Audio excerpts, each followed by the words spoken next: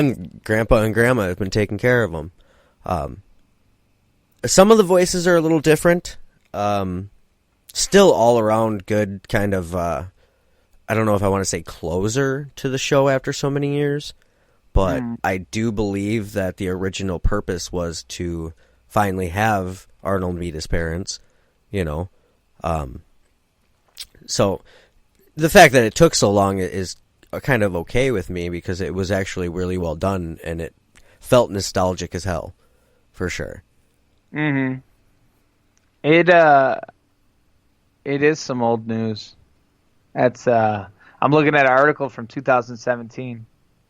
Well, it wasn't that long ago. But at the same time, if you don't fucking know, you don't know. So yeah, and if you didn't know, now you know. This is true. And knowledge is power. G.I. Joe. Tis true. I think we touched on this before, but Rick and Morty new coming out soon. Very soon. I'm excited. Okay. I want to be in it. I want to We will make you a Rick and Morty character. Oh yeah, they did that. Yeah, I love the whole cease and desist shit that we talked about last time about Rick and Morty and the Cosbys. Mm-hmm. It was fucking hilarious. That is. Oh, and just so everybody knows, you can find this show. I think there were 3 episodes, and it's not fucking worth it. It really isn't. I mean, it's worth like a 10-second viewing. Like, okay, that's where they went. I'll say this and only this: if you want to see a fake Bill Cosby's dick, check it out. Oh my god, I can't believe they allowed that in there. Well, I'm pretty sure they didn't allow it, and it just went. It's yeah. All right, so Stranger Things 3. Let's talk. Spoiler alert. If you don't want to hear this, fast forward. If you haven't seen it. If you haven't seen it by now, you have an issue. I mean, I waited forever and I saw it, so right. Let's get after it. They did a great fucking job. A lot of the internet didn't like Hopper, how they portrayed Hopper in this season. I fucking loved it. I loved his Magnum PI mustache. Yeah, he had a nice mustache. But I kind of got that vibe. He was like overprotective and jealous in a manner that we haven't seen him in before. Well, yeah. I mean, he became overprotective, but I mean, at the same time, if you had a 13-year-old daughter who was, had a boyfriend that was constantly making out, I mean, that's kind of what parents walk into that, right. Little attitudes. So, and the fact that she can just shut the door from sitting there makes it a little extra.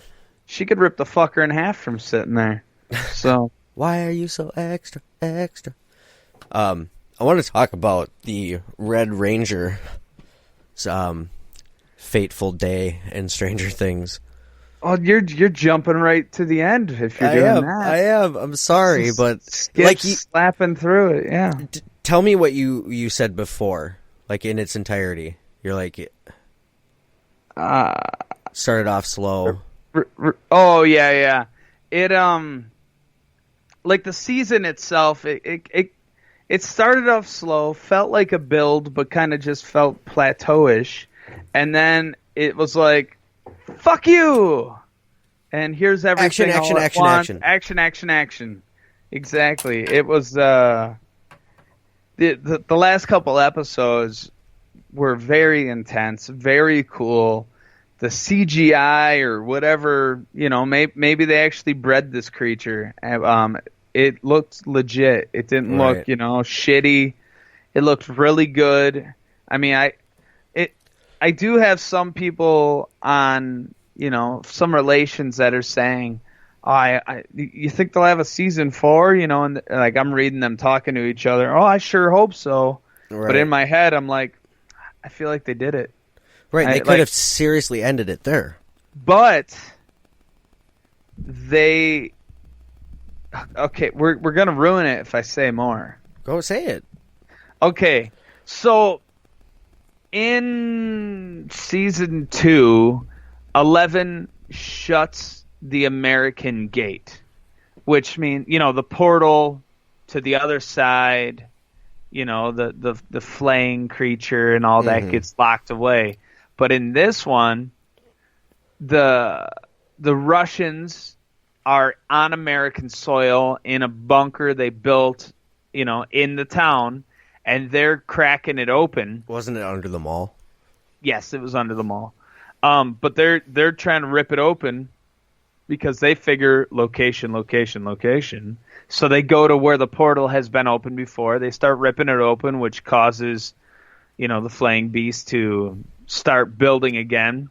Right. And because of that, basically what goes down, I'm not going to explain it. You can still watch it. You're still going to love it. But they managed to defeat the Russians. At the very last second, the cavalry comes in, the Americans. They do the rest of the stuff. They get the people out of there, but the main guy sees the crack is still in the wall. Now in season 2, 11 shuts it completely. So totally annihilates it. It's done. But because the crack's open, that main guy, he's staring at it with an intrigued look. So they could have just left it open as a cliffhanger, it's done. Or they could have, hey, they're about to fuck shit up again. Right. I felt like the beginning was more of an ode to nostalgia, talking about New Coke. And, yes. Stuff like that. The separation, the separation of the crew.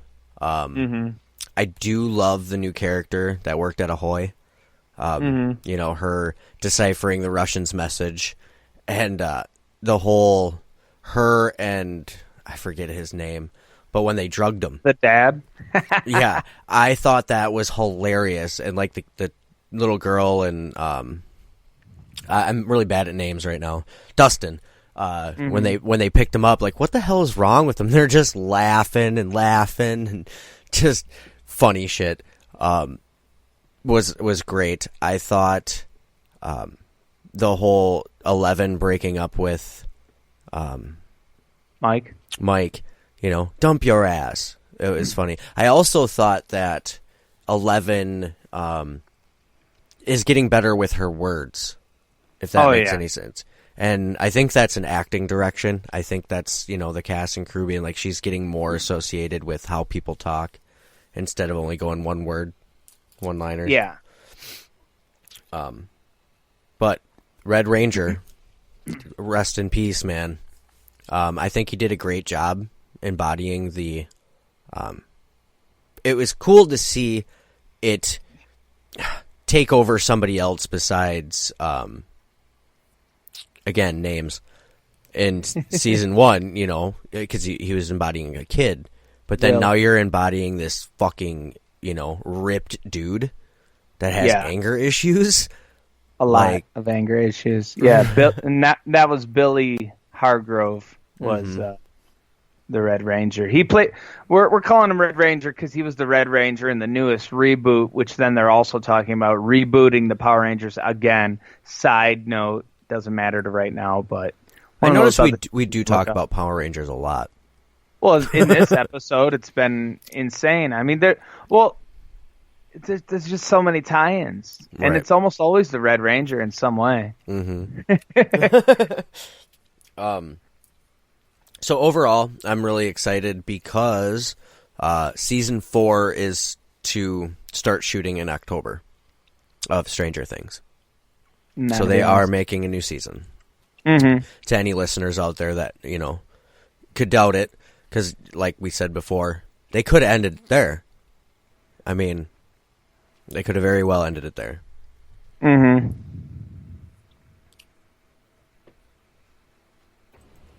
So that was our grade A USDA Prime Cut Visual Knowledge. Now we're getting to the end of the episode. I'm going to give a little music minute with Chester to the people that want to know any new music coming out. 311, I don't know if you remember them. All mixed up, don't know what to do. Next time you turn around, yeah, that song. And that person is you. They've been coming out with new albums pretty frequently. They may not be on the radio and everything, but they still got some bangers out there. It's a really good album for people that want to peep it. Weezer came out with two new albums, actually, for those who haven't been, following Weezer in a long time, since, Buddy Holly and Hash Pipe and all those good tunes from back in the day. But they are another band that has been going back and forth, and they came out with a Teal album, which is complete cover songs. You'll hear everything from Toto's Africa to TLC's No Scrubs to the Beatles' Mr. Blue Sky to Ozzy Osbourne. They go it deep. But like you had said at the Boathouse, is like, if you're going to make a cover of a song, make it to your, the way you make music. Give it a flavor. Yeah. Right. If you're going to make the same fucking song, you might as well just be a band at a wedding. That's what I said. That's awesome. On that little bit of whatever, what's your favorite Weezer song? It's probably going to be off of Pacific Daydream. I mean, I love all the classics, but their new stuff gets me going too. Feel Like Summer is a great song off of Pacific Daydream, and Mexican Fender. That's another really good one. Mexican Fender, it kind of tells this weird story about how he met this girl in a guitar shop, and he invited her to the ocean, and she didn't want to go in all the way, so she only hiked up her jeans. She didn't take them off because that would be crazy. But apparently she's in a band, and she's asking him for advice, and like, what do you do when you're holding on, or when you're singing? Do you just hold on to the mic? It's a good song. Cool. So and they came out with a new Black album. I have not really gotten into that a whole lot, but Weezer and I'm wrong. 311 and The Offspring were on tour together, and they decided to do a cover of each of their two songs. And what is it? 311 did Self-Esteem, and the thing about these two covers is they made it in their style. Like, they took the song and they made it into their style. They didn't just cover the song exactly how it was, which is fucking awesome. Offspring did Down by 311. I'm glad fucking you're love here. that song. Yeah. And Offspring's version of Down is super hard, man. Like, if you remember Offspring from back in the day, they can rock pretty fucking hard. So I don't know if any fans of Head PE, Head Planet Earth. A lot of people don't know who they are. Local news, they're coming to La Crosse at the end of July. They got a new album, Stampede. I was really into their earlier stuff when they were on Suburban Noise Records with, like, Cottonmouth Kings. New World Orphans, Truth Rising are... Holy shit. They're going to be at the Cavalier Theater on the 28th of this for $15. month, Sunday.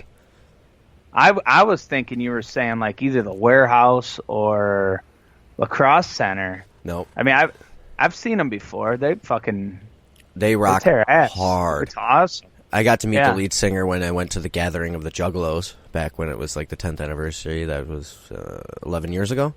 I think I saw them at, I think it was called First Avenue in Rochester, and they signed my shirt.